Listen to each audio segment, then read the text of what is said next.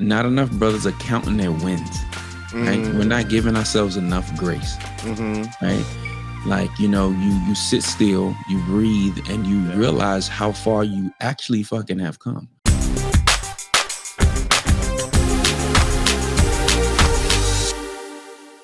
What's going on, guys? Welcome to another edition of Dads on Purpose, the podcast. I'm your host, Josh Ashford, man, and as always, got the big homie, Mr. KB, Kevin Brigance. How you doing, bro? What's up, baby? Uh-oh, I ran out of breath. What's up, family? What's up, man? I want to restart this. I'm not going to restart it. But he said,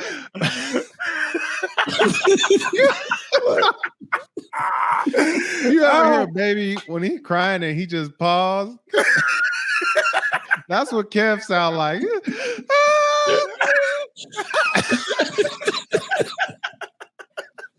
Oh my goodness, yo, ain't nobody taking us serious. Welcome to the show. The big homie, King of Virginia, Mike Williams Pro, man, Mr. Breakthrough Kings, empowering fathers, empowering dads, empowering brothers. Who you empowering? Men. Oh, that's what men of all kind, right? But I got a special big heart for my brothers that look like me, all right? Oh, okay. That's what I was about to say. Because on the post, you know who your audience is, and Mike always talking about brother, with the A. So that's it. You know what I mean? It's kind of who talking to. It's like what do you say? Kev on stage. He always talking about like I write comedy for everybody, but it just resonates mostly with black people. Yeah, that's right. Hey, listen. Before we get into this show, man, I want to be selfish, because y'all got kids older than mine, and I know the answer to this, but I'm gonna ask it anyway. Rookie here. He's the rookie dad here. He just got started, bro. I'm just saying. Stay up late now. Listen, I just want to know. So my 1-year-old sleep, and we're going down the hall to put the 3-year-old to bed, and my wife is like, "All right, be quiet." And so she's like, I can't tell her to be quiet. I can't tell her to make noise. I can't not say nothing. What do I do? Nothing, bro. It is what it is. I'm just trying to keep everybody asleep. That's all. I think you need to change the bed routine. If she gonna be the crunk one, you got to get her to bed first. So it's the 1-year-old that's still up. You said? No. The 1-year-old sleep. The 1-year sleep. 3-year-old's up. 3 years up. Yeah, that's rough, bro. Yeah. Start reading books, man. Hey, that's what 3-year-olds do, bro. I know. I mean, that's what I figured you was gonna say, and I know it ain't no answer. What you gonna do? Like, I'm tired. She's up. Just put her someplace safe. I'm going to sleep.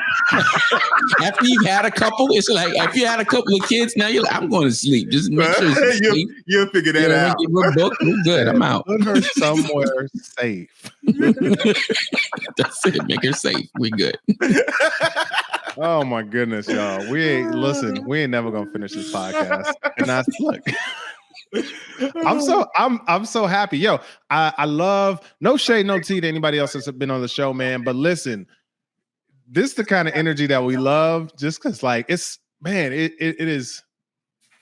refreshing. Yeah. Because sometimes we do talk about serious things. Yeah. I mean, we always talk about something that is gonna help a brother out. But sometimes they're really, really serious. Like when we had Dr. G on, when we were talking about grief, like, bro, that was a heavy subject, but the way her energy and her vibes, it was like, okay, like I could rock with this. And those are the type of episodes that like, I just love. And I'm just like, okay, cool. And I'm not like, hey, yo, Kev, it's, we got to get out of here because, I need to go pray or something. You know what I mean? Like, I need to pray anyway. What? Like I thought I was doing this right, man.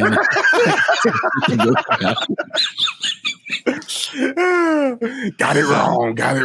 No. All right, man. No, but I do have a question though. A legit question, nothing to do with my kids, man. Because Lord help me, because they 1 and 3, and I got a while. Lord willing, I got a while. You know what I'm saying? Lord willing, I got a while.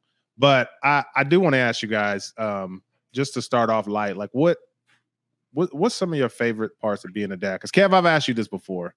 But Mike, what's one of your favorite parts of being a dad? Pause. How many kids you got? Let the people know. 3. I got a 17-year-old. He's about to graduate high school. That's like working crazy. for you. It's like he's working for me. Is he still working for you? Working for Marshalls, yeah. He works for me. Got him a gig at Marshalls. I got him a car last month. So he's all right. He's handling business, going to school on time. No. And what you get him? What's he pushing? He got a Toyota Camry, bro. Oh, nice. What year? I think he got a 17. His joint is he got a 17. It's not bad. Like 40,000 miles on it. It's good. So, nice little whip. He earned it. That's a brand new Toyota. Yes, I know, right? And when I was buying it, I was like, this was not my fucking car, bro. I spent $1,000 on an '89 Pontiac Sunbird, and I'm thinking like, I'm about to get this guy 2017. Like, I don't think my Highlander is a 2017 right now. I'm like, this is crazy. Yeah, it's crazy. But, he earned it, and he's been doing well. So proud of him. Then I got an 8-year-old, and then I got a 6-year-old. Those two are. Yeah, they're the a lot of gaps. but they're close together. So it's 8, super 6. Close. So that's a good pairing. It's good, but they nag the hell out of each other. Like, the boy, girl. I'm about to say it's a boy. You have a boy and a girl. And then my youngest is my daughter, so she's spoiled beyond like belief. You know what I'm saying? And she knows it, and she knows what she can get away with. And then them two, now they at this stage where that's like they're trying to sneak and hit each other and pretend that they didn't do it. And I'm like, yo, you gotta be kidding me right now. Like, and you just can't. And I'm this is probably too deep, but I've been in therapy or whatever, and I've been learning to breathe. Just breathe. Because that's what they gonna do. If they ain't really like hurting each other, like all right, let me just fall back for a second, but I got 2 more minutes to get right. Before I turn it around real quick. And this whole breathing exercise is going on. Right? You know what I'm saying? Yeah. But I think the dopest thing about having kids is just watching how they all raised in the same house, and it's totally different. Like my kids are they just different. Like y'all got the same mom and dad, and y'all just different like this. Yeah, same house, so same rules. The rules probably get a little. They get a little gray areas as they get. As you get to the younger one, because you're just like, I'm done with all the discipline stuff. Like I'm exhausted, at this point. So she's probably gonna get away with everything. But just that's probably the dopest thing, is to see that different personalities start to shine, and then he's trying to decide, all right, he's gonna be probably my medical doctor. He's probably gonna take a while before he figures shit out. He's gonna be. She might be my professional, my entrepreneur, right? And she might be even my ball player, right? You know what I mean? Yeah, just so different. My daughter is way more aggressive than my boys are. I'm like, how is that possible? Yeah, because she has 2 older brothers. Right, maybe, I don't know. But just to see the differences, that's probably like the coolest thing about being a dad, man. And then you got to navigate all that shit. You got to feel like, I thought I figured this out 17 years ago, right? Now I got to do it again and again and again, because y'all all different, right? And I tell you quick, we was just in Ohio this weekend, and we had 2 rooms, right? There's one room was me and my wife, my 2 youngest kids. And the other room was my oldest son and my mother-in-law. So my middle boy, super particular, bro, about everything. So I'm like, yo, you got to share a bed with your sister. It's just for 2 nights. I won't be able to sleep. What do you mean you won't be able to sleep? Like, the bed is huge. Just go to sleep, right? And he needs like rain music at night. Like, it's different when it's in his room. When it's in his room, I don't care. We're in the same room. So I'm like all night, this rain music. And he's not going to sleep because his sister's in the bed and he's freaking out. I'm like, Zay, it's not that serious, right? So then I figured it out, right? Because then the next night, my wife slept in the bed with him. He's knocked out. He's knocked out all night. The next day was like, all right, this is gonna be the routine, right? I was like, listen, because my wife was like, yo, he was kicking me in my back. I can't do it. Yeah. Right. I can't sleep with him. So I'm like, all right, cool. Zay, you're gonna sleep with your sister tonight. That's it. It's like, I can't sleep. I won't be able to sleep. Bro, you just slept with your mom last night. She's 3 times bigger than your sister. There's no reason. This isn't about you can't sleep. It's about your sister made it. And that's what it is, bro. I mean, man, and he just kept tugging and tugging and tugging until he won that battle. Yeah. My daughter ended up going to sleep with my mother-in-law, and he slept in that bed by himself. Bro, I feel like Mike just had a whole therapy session. he needed to get that one out, bro. You understand? Jeez. And it be them moments all the time with the kids, bro. I'll be like, I come from humble beginnings. And simple shit is like, I'm cool with simple stuff. My kids, man, they particular about everything. Spoiled, bro. Yeah. It's a gift and a curse. You know what I mean? Like, I don't want you to have the life I had. But then again, maybe you do need it. Because you just like... I'm thankful my problems ain't there right now, bro. My biggest problem right now is my 1-year-old when she don't want to eat nothing, she would literally, when she doesn't want to eat something particularly, she'll pick it up off the plate and drop it off your right chair on the floor. She'll look at you like dead ass and like look at you and pick it up. And piece by piece, she would do it. I was like, "Oh, you don't want those?" And she's just like, "I want this over there." I'm like, oh, "Okay." That's my biggest problem right now. I don't got Mike Williams problems right now. So yeah, that would get me, bro. That would get me. Oh man, I'm telling you, that would get me. Yo, let's get into this podcast. Oh, Kev, go ahead. Hey, Mike, what's the personality transition for your oldest? Like, because that's what I'm going through right now. It's like we went through the 13, right? Well, yeah, she just turned 13, and it's a beautiful thing, bro. And don't get me wrong, because I think we're those parents, right? That's like, yeah, blah. Oh, that's how you gonna be? You need to jump on board. And now it's like, oh, now you finally get it. Like, we cool. We don't care. Like, come and have fun with us. And we're starting to see that personality to connect with us. Like, what transitions have you seen with your oldest? Okay. My oldest. He's interesting, right? So, and you probably can relate. We're stuck in between, parents that like would take out a switch and beat your ass, right? And in between this whole, making dad cool again thing, phase, and the millennial dads and all that kind of stuff. So we stuck between all of this. Like, how do I make all this work, right? Yeah. So my son, his personality, he's always been kind of quiet, but every now and then I see like, who he is with his friends and who he is with us, 2 different goddamn people. They'll hang out downstairs and, they be rapping the hard music and everything. I'm like, look at this shit here. Like, he live in a fucking cul-de-sac in Northern Virginia. And they downstairs just rapping hard. And, you know what I mean?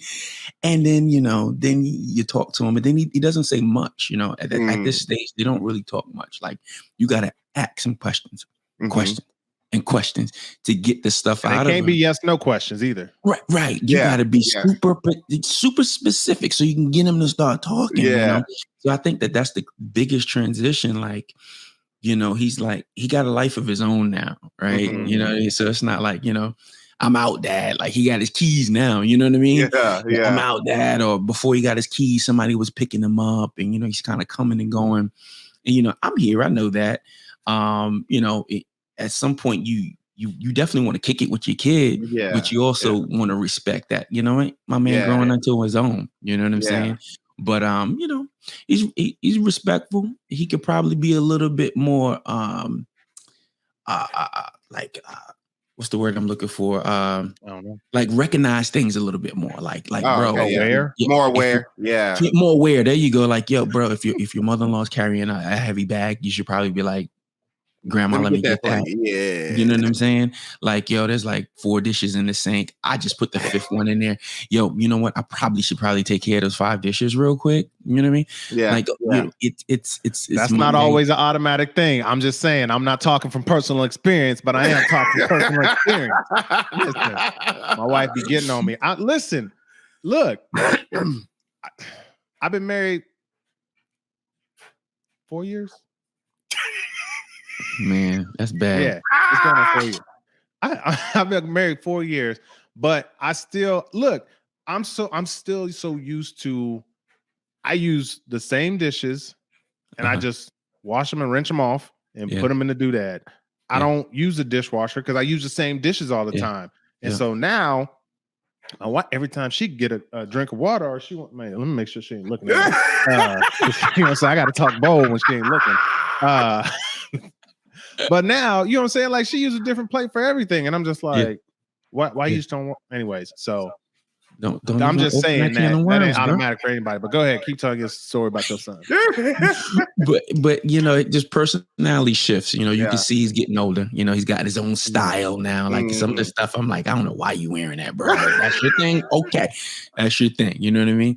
So just still, I thought that some things that I was telling him, like my finances and stuff like that, was kind of, kind of going in one ear and out the other.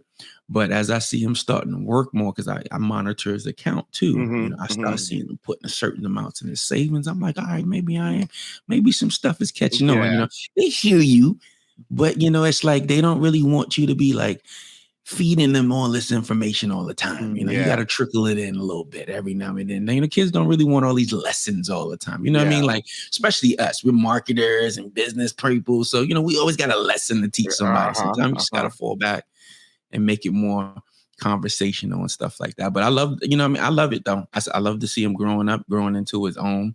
I think it's dope. Be like, yo, I remember you was 10 years ago, you trying to crawl up on my lap and, watch cartoons. Yeah. Now you too cool for all that. Up on that, man. Like you said, man, that was one of the things for me, like this year, when she hit 13, it was like, oh yeah, we want to go and hang out and such. And that just kind of hit a little bit different. You know what I mean? It was like, oh, so you want to go hang out without me? Or you want to, wait, you going to hang out with other people? You want me to drop you off? Okay. So just going through those transitions are kind of fun and unique and just like, my baby's growing up. So what they expect next.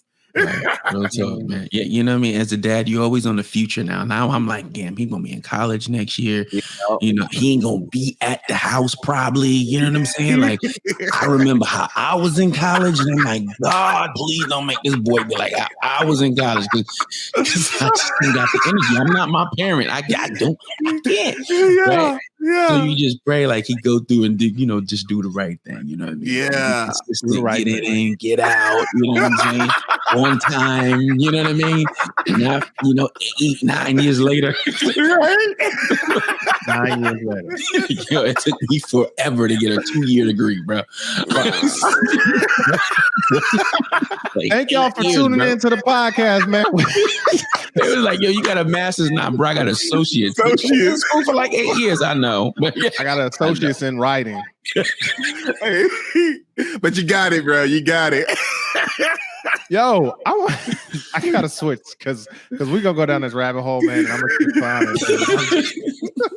But listen, man. I can't hold on. I gotta compose, bring myself back.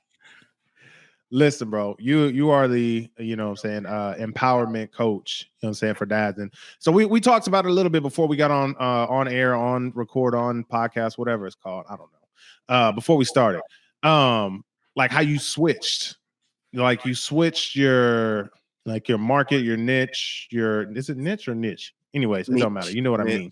How you switched your niche. But what I want to know is like, yo, so when you're dealing with like empowering other men, like what is one common thing that you always saw, whether it's from your old niche or from your new niche? But because I'm all about trying to help somebody out there. You know what I mean? And so like, I feel like if we get one thing from this, I'm gonna be good. I love everything else, but I want to know. This is a selfish question.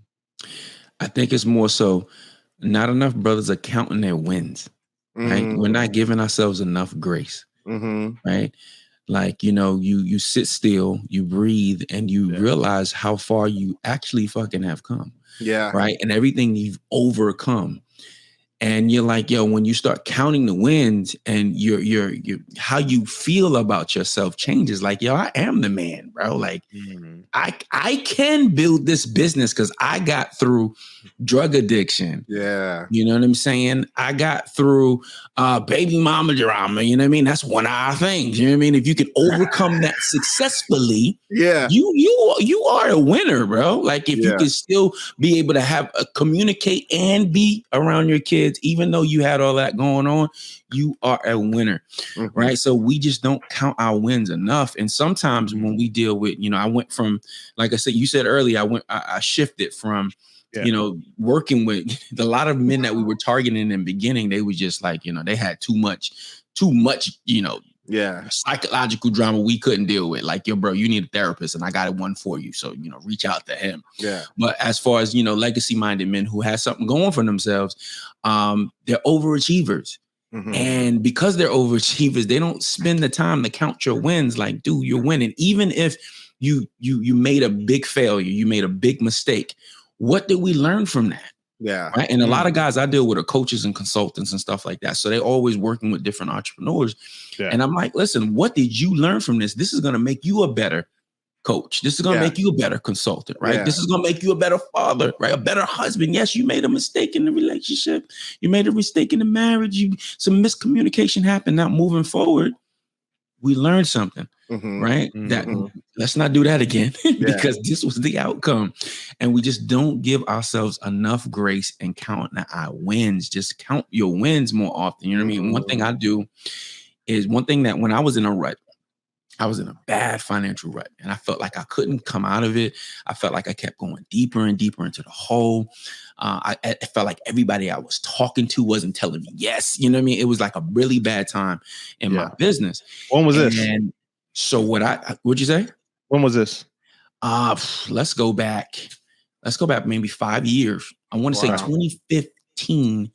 2016, I just hit a real, I was stuck. I transitioned from New York to Virginia and I just couldn't catch up for some reason. Right. Yeah. So what I started to do is, and I teach the guys that I work with, like, bro, you need to start working out in the morning. They was like, why work out in the morning?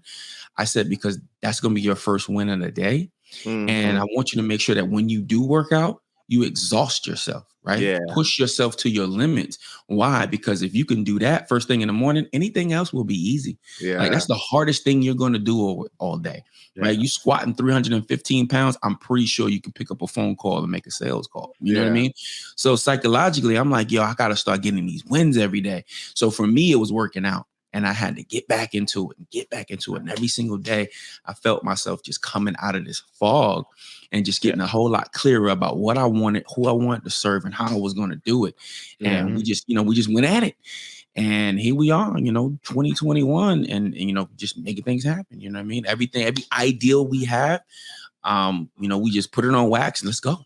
You know what I mean? I love that. Kev trying to jump in here. I know that look. Jump in. I'm listening because everything.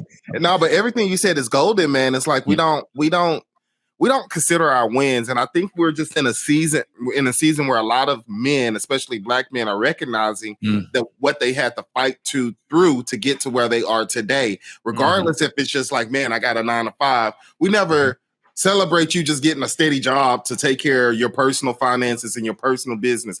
We don't celebrate. The first thing they say is, oh, you got a 9 to 5, so you want to work for the man when you go start your own business. Right. I think a lot of men too have only heard how bad they are. They never ever heard how good they are unless they were an athlete, unless they were a musician. And I'm just thinking about, it's funny because in my you said men. Are you just talking about like men in general or Black men? Black men. Well, typically Black men, and now, but men in general. Like even with my work with students, I'm telling you guys, it affects all people in this season and this year. It affects everybody, but men only get. And when I say this, I'm just talking about my experience growing up. If you were in band, which is the marching band, you got some cred. If you were an athlete, whether it's football, basketball, golf, you got some cred. But then I think about all of the kids who weren't in those positions, but never got the, well, why you don't play sports? The first thing you ask a black man is, you don't play sports? Well, why do I have to play sports in order for me to have a win or to be valued. So I think a lot of that, and when we start identifying wins, even with my students, Mike, I tell them like, man, bro, you came to school today. That is a win, bro. Huge. You going to class. Like, now you might not get to class on time, but you going to class, that's a win. But just even them seeing those things as wins have changed their mindset to where they're like, oh, I am at least being a better person than what people have thought me to be or created me to be. And I think so much society create people instead of allowing people to grow up. And that'll go back all the way back to your question earlier, is what you appreciate about being a dad is that I get to watch Kendall become what God created her to be. I'm not sitting here saying, hey, she's going to be this and she's going to be that and she's going to be, we're like, Kendall, what is it that you want to do? Yeah. What do you want to be? And let me help you grow and become that person. And then that's when the whip and the we want to be there come out, because we're like, dude, you got everything. You don't practice. You don't do, you know what I mean? But we want to watch her grow into that. And I think so many men have not gotten that until this. He was doing so good. He was on a roll, and then he talked about getting the whip out. Mike, we just talked about being in this cross place between Big Mama and get him on. Hey man, why you want me to go get a switch that you gonna hit me with? Let's do that, man. Like that don't make no sense.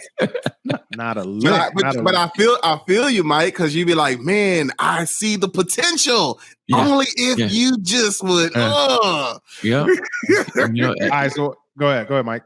No, I was just saying, brothers, they got so much potential, man, and it's like, it's like we got to focus on the day to day. What can I do? Cool. So that's step one. What do we do after we count those wins? What do they call it? Celebrate the little victories and the little things and something like that. I mean, whatever. So what do we do after that? Because nice. So you got that morning ritual. That morning ritual got to pop, right? It's like that's got to be your thing. Like before you start doing anything, get that morning ritual popping. And after the morning ritual, right, you want to start writing in that journal. Just write whatever comes to mind, and definitely know what your day will be. Right. Know what that looks like. Like I put everything on the calendar, bro. My Google Calendar is bananas, right? Because everything's on the calendar, and date nights, all that's on the calendar. You know what I'm saying? I know exactly what Tuesday looks like, right? So when I wake up, I crush it. I know exactly what Tuesday looks like, and I'm going to take it on the head every single day until that nightfall, right? And you just kind of. The whole goal is to remove these disempowering beliefs and habits, right? Once we start to remove them disempowering habits that you have, that's kind of been keeping you still stuck. What that mean? I went to UNC. I love it. So there's like certain habits that don't serve you, right? Yeah. That don't serve you to spend a lot of time, binge watching Netflix. And I'm just speaking of myself. Like I love TV. And I could find myself doing that shit all day long, but that's not going to serve my long-term goal, right? It's not going to serve me to drink every day, right? You know what I mean? It's not going to serve me to drink every day. And I tell the guys that too. It's not going to serve you to do that every day. We got to face these problems head on. And one of the best ways to do it is start to change up your routine of what you're doing every day. Right? If you know that XYZ is going to help you get closer to your goal, I need you to start practicing XYZ every day, even when you don't fucking feel like doing it. Yeah. Like every day is not going to be like, you're like what would Rocky Balboa said, sunshine and rainbows. And that's true. Every day you're not going to wake up like, I'm about to crush it. Yeah. And it's the days where you don't feel like I'm about to crush it, when you really need to crush it. Right. So that you can keep building up brand new habits every single day. And I truly believe that that's the easiest way to change from going from stuck to, getting into the best vibe of your life, like just getting into your rhythm. Right? Yeah. What was one of your bad habits? I said one of them. I'm coming to you next. I used to binge watch TV all the time, eat ridiculously, like eat. I'm an emotional eater, bro. And not just that's the real thing. Food. Yeah. not just food, but I'm eating like jelly beans and also like I'm going to CVS and I'm eating junk food. Like I need a pint of ice cream. Like I'm eating almost like a woman. You know what I'm saying? Bruh, you can't say that. I know. You can say a pregnant woman. But you can't say eat like a woman.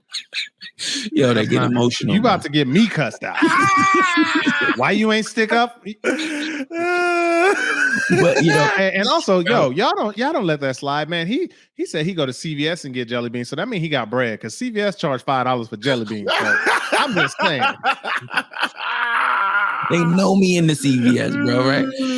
And so just eating uncontrollably, bro, and just like gaining super amounts of weight. That's why I said I always go back to working out. Like once I'm in my zone, I'm in my zone. Like, I don't just like go to the gym and just kind of like, I don't even call it working out really. I call it training, right? Because if I'm going to the gym, it's about reps and, it's detailed, it's all that kind of stuff. But when I know that I'm not in my zone and I got to catch myself is when I want to like just junk out and eat garbage and just do nothing all day. Like it happens. And it's easy to happen when you work from home. Yeah. KB. Man, I am a procrastinator, bro. Ain't that the truth? Yeah, man. And so for me, it's routine. So, and that's why I love what Mike said so earlier. Like, I hate when people be like, I don't have the time. Everybody got the same 24 hours every day. It's how you spend your time. But as I became an entrepreneur and I really started understanding myself, I have a different routine than a lot of people. And so, you read the books. They say wake up at 5 o'clock, bro. I ain't waking up at 5 o'clock to save nobody. Like my body does not wake up at 5 o'clock. That's not my routine. That doesn't work for me. But I had to figure out what works for me and my family. So my wife will tell you, like, I have spoiled her because it's my routine to get up with her, make sure, she got her coffee, lunches are done, ready to go, because that's a part of my routine. Now, I may be an unclassified ADHD, but these are the things that help me. So blocking my schedule, you said, make sure you have a schedule done. I encourage everybody on Sunday night, make your schedule for the week, block out your time before. Right. And what Mike said, when you wake up every day, write down everything that's on your mind. If you empty your mind, you won't stop at 1 o'clock. Oh, yeah, I need to do that because you didn't already wrote it down. You already put a place for it for that day or for the next day. That's Mike. That's a whole workshop in itself right there. Right. Like, seriously, like managing your time to be successful is one of the things that I preach to students. Why? Because 7 habits of highly effective teens. 7 habits of highly effective people. They tell you to develop good habits and have great routines. And so working out, so maybe you don't work out first thing in the morning like myself. So once I get my wife out the door, once I get Kendall to school, I come home and I'm out there walking, because then that pushes me to do whatever else I have to do next in the day. And now I have that daily routine. And you can ask Delina if I skip a routine. And y'all, I don't just do Monday through Friday. Yeah. Sunday through Saturday, I have this same routine. I'm going to get up at 6, 7 o'clock in the morning, regardless if it's a normal work day or not. And I know some people are like, it's the weekend. That's why you wake up Monday mad and pissed off because you didn't get your routine's jacked off. Yeah, that's 6 and 7, man. That's late. For you, I said, for you, bro, you do what you do. But you go to sleep at 9. Huh? But you go to sleep at 9. I don't. Yeah, but I wake up at like 2. Exactly. Not on purpose. I'm up at 3:30. I want to be asleep. That's a whole different story. Don't get me started. Anyway. But just to touch on what he said about procrastination, though, like that's a tool of the wise, though, right? If you procrastinating, that's just because you got a big vision, and you're finally realizing that you can't do this shit on your own, right? And we need somebody. Don't feed him. No. But seriously, like procrastination it's a good thing, right? It's a sign. Look, I've been waiting 5 weeks on an audio file from Kev. Ain't seen one. He needed help, bro. He needed help. Hey, I'm almost to the point where I'm gonna hire somebody. Like you said, the vision is too big for me, so I need to add another person to the team and be like, "Listen here, little bro. All I need you to do, look, I purchased the software and everything. I just need you to do this for a brother. Done. That's it. He didn't want to do that, and he shouldn't have to do it. Get somebody to do it for him. Look, you know what? Somebody said that though. Like that is like one of the biggest like gems is like hiring out. You know what I'm saying? Like people just like, oh, you don't cut your own grass? Absolutely not. Like, Nope. You don't for real? And his son, $45 every 2 weeks. Boom. Yeah. And like, oh, you don't clean your own pool? Absolutely not. Nope. Like I tried it. And that's a lot of time. Bro, Luis, hey, $150 a month. Run it. Is his name really Luis? Clean. Huh? Is his name really Luis though? Yeah. Oh, okay. okay. And then our lawn care people is Daniel and his son. So I'll be like Daniel's son. But listen, man. Who was I listening to? I was listening to David Shands. I was listening to his podcast, and he had I don't know the dude's name, but he's from Support Black Colleges, and he was on there, and he was like, he's like, I don't do, what does he call him? He's like minimum wage jobs. He had the acronym, whatever, is like MGJs, whatever.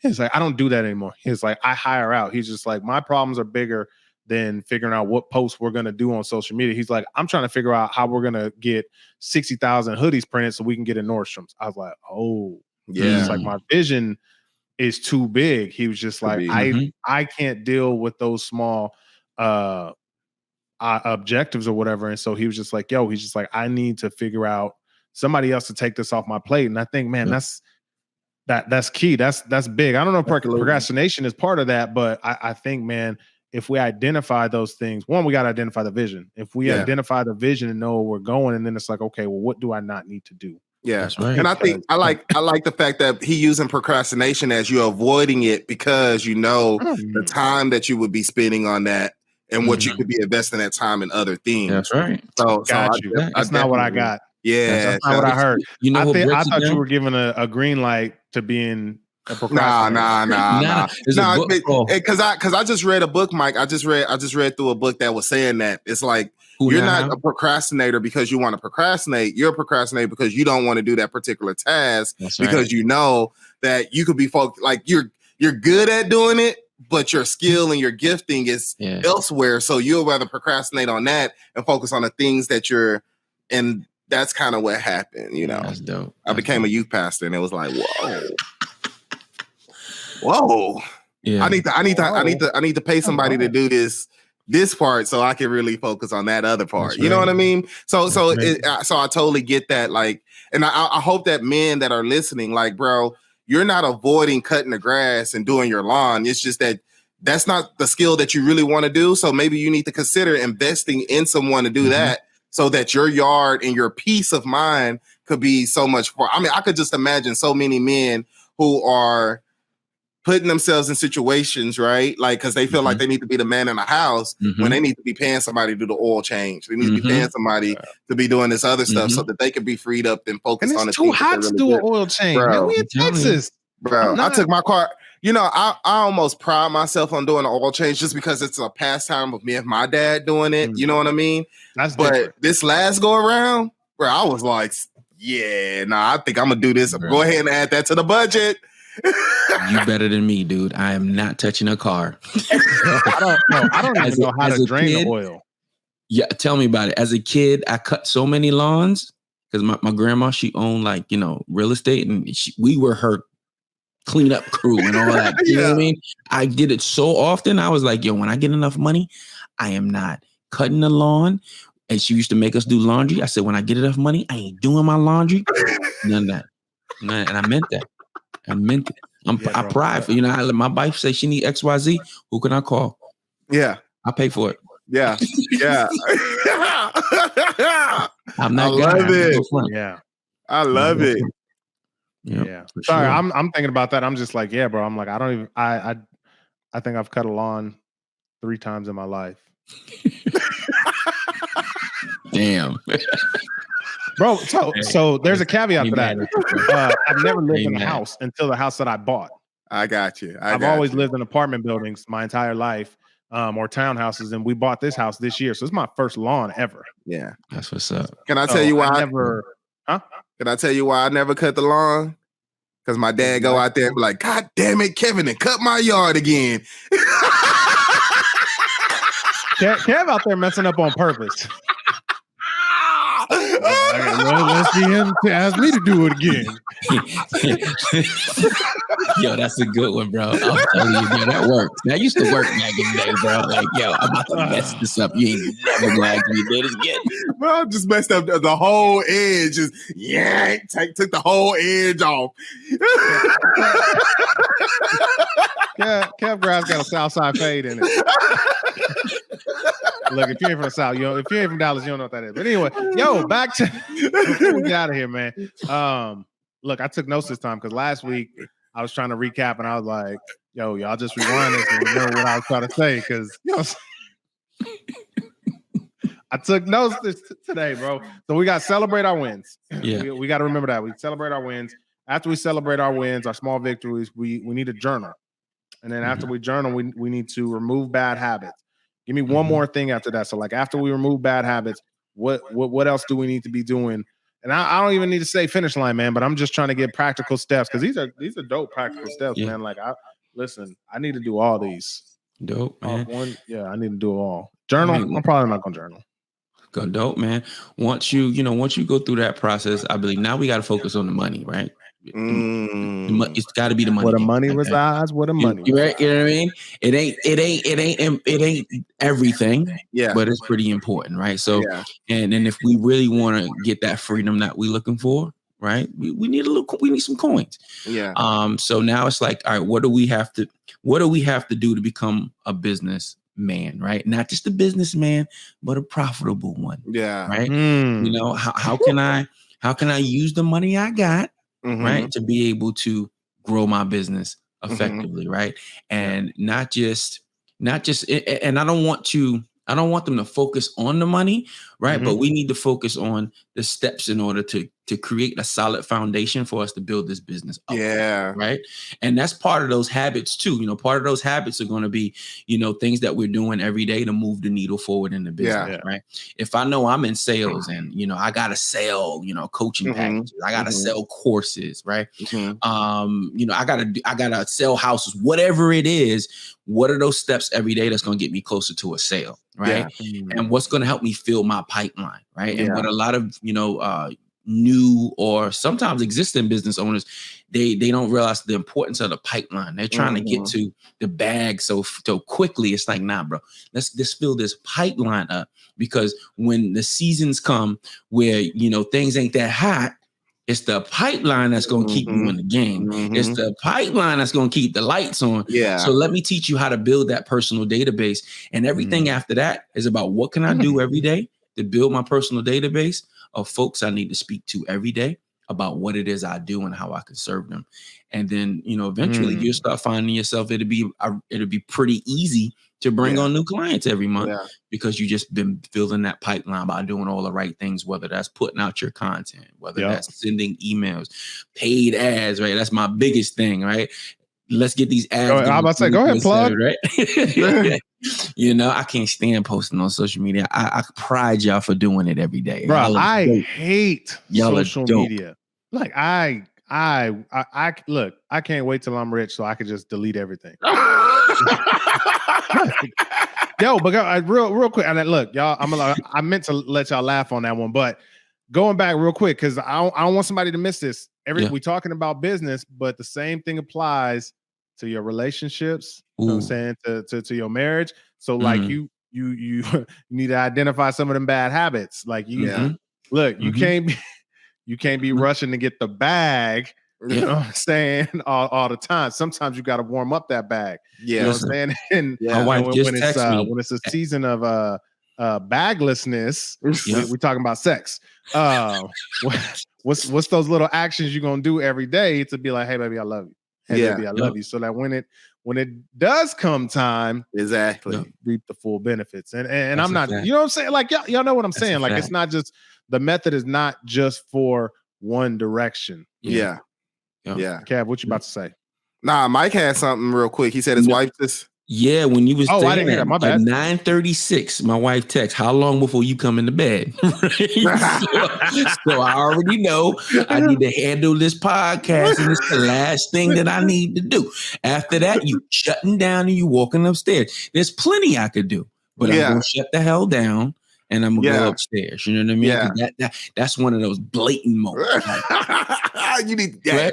It's subliminal at that point. You know what I'm saying? It's like that. You're done.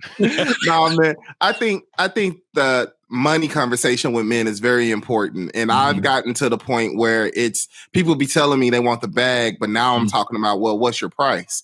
Because I think a lot of men, and I had to learn, let me first understand, I'm a man of God, and I'm just doing what God called me to do. So for me, when I got into business, I didn't care about the bag. I just wanted to serve people. And what I had to learn was, in order for me to serve people, I needed the bag to serve the people that I wanted to serve. And I had to change my mind frame from, I want to be rich and famous, because I don't want to be rich and famous. I don't want to be being a millionaire is so far from my mind than from me serving the people that God has called me to serve. So for me, I had to change my mind frame from, I want to be a millionaire, to I need this bag in order so that I can provide my service, so that I can serve the people with excellence of the people that I want to serve. But it took me a while to get there. And I think that there are a lot of good men out there who think like me. It's like, hey, I just want to serve. I just want to do a good job. I just want to have this business, but need to understand that in order for you to be a business, in order for you to be a financially prosperous male, you need to understand what that money, because when you become a millionaire, it's different tax bracket, different way to, different way to store your money. Like, you got that million, but you can lose that million real quick because your mind frame isn't there. You're just wanting to get the bag. But what are you going to do with that bag? How much are you going to save? How much are you going to spend? How much? So now that my mind frame is different, now I'm like, people are like, man, I want the bag. Well, what does that cost you? Because if you're just saying 45, I can go get you 45 right now. But is that going to satisfy what you need in order for you to complete your goals? And so I think that is so important, because we talk about the bag, but we don't talk about the particulars of that bag. Because now I have to look at as a man, looking at our household differently, because now our increase is causing us to say, okay, what did the taxes go look like? You know what I mean? And but these are things that I think a lot of Black men aren't talking about. Does it make sense? They're making the money, but at the end of the day, they're in tax problems because they are making the money, but not doing the due diligence to make sure they hold on to the money. So I think that's really, Mike, bro, you hit. That was a good point. I think every man should have a therapist, a CPA, and a therapist, CPA, and an insurance guy. I know a guy. You need those in your pocket. I know an insurance guy. You need those. Oh, Kev, is that Kev? No, that's me. Oh, okay. That's Josh. That's Josh. Oh, that's Josh. Okay, all right. Bad. No, but I want to say this real quick, and then we're gonna get out of here. But Kev, you right on point, and man, here it is. Here's what it is. Like, you talk about us talking about getting the bag and things like that, but I think the biggest issue, the biggest issue, is we don't ever have a budget. Absolutely. And so, because when you have a budget, so you're talking about being a millionaire and what you're going to do with that, but now what you're going to do with that money. So, like, I know my number. My number is $84,000 a month passively. There is something attached to all of those things. Like, what do I want? What do I want to do? Like, okay, how many vacations a year on my family do I want to go? What do I want those vacations to look like? Okay, how much do I want to give away? How much do I want to, you know what I'm saying? Like, invest. How much? Like, there is a number associated with all of that. Like, what does the house look like? I looked at the house. I drove by the house. I live in the same city where the house is, and I already know how much it's going to cost me a year. That's right. Like, and so when you understand those things, now it becomes real to you. So now when you're looking at it, it's just like, okay, so I need to get this bag. This is what I need to do. Okay, I want to go after this girl right here. Okay, this is who I need to become. So this is why I'm doing this and this and this. Not necessarily for her, but because this is what I want to represent. And And so when we don't have a budget, when we don't take inventory, we're kind of setting ourselves up for failure. Mhm. Big time. Definitely. Big time. Definitely. And on that note, Mike, your wife not gonna come for me. So bro, before we get out of here, man, like what is one last thing that you want to leave the people with, man? What is one last thing that you want to share with the kings out there that are trying to break through? That's what's You up. see what I did? Yo, yeah, I love it. I love it. Yo, honestly, man, it's just, just make a decision, right? Make a decision. Just get out of your head, make a decision. And most importantly, find the tools, right? And I just mentioned therapy, CPA, insurance, right? Coach, right? Whatever you trying to get in the tip top shape, get a coach, right? Get somebody that can be in your corner to help you through this. You know what I'm saying? Like, because it's tough going through it on your own. You could be a married man and still go through this stuff on your own, right? Because you don't know how to communicate it. You don't have the tools to be able to communicate it to your spouse. You might feel that she just don't understand what I'm going through, right? You know what I mean? And that's why you need a third party that you can just sit with and talk to about what it is you're dealing with and what you're trying to grow. I mean, that's the biggest thing ever is coach. Like, my own coach, just working with them, got me into therapy, man. Got me into looking at my money a little deeper. Like, yo, bro, I really got more money than I think I got. You know what I mean? I'm just not spending it right. Yeah. You know what I'm saying? It's the little things that we get so fixated on. Oh, we're gonna make this, I'm gonna make that. And you're spending, like you're making 5K and you're spending 6K, right? Because you're trying to make more money. But meanwhile, bro, you got money. You got everything you need. You gotta understand what you got.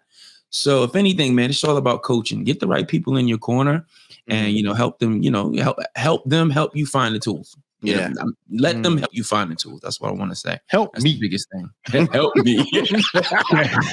KB, man, where you at, bro?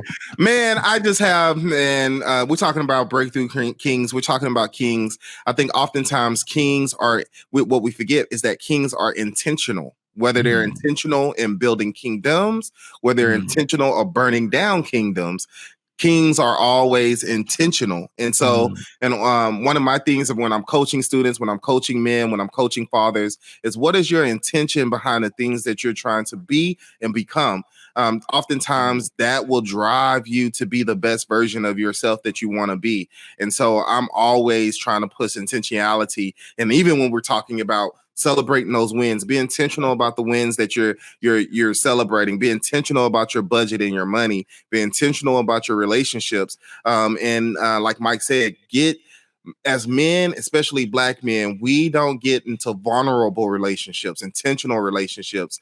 Find you some intentional relationships where some people are going to call you out on your mess. They're going to they're going to call on you. So when you ain't showed up, when you hiding because you're doing dirt, they going to call on you and pull you back into the fold. So always be intentional. And that's what I have for my brothers today.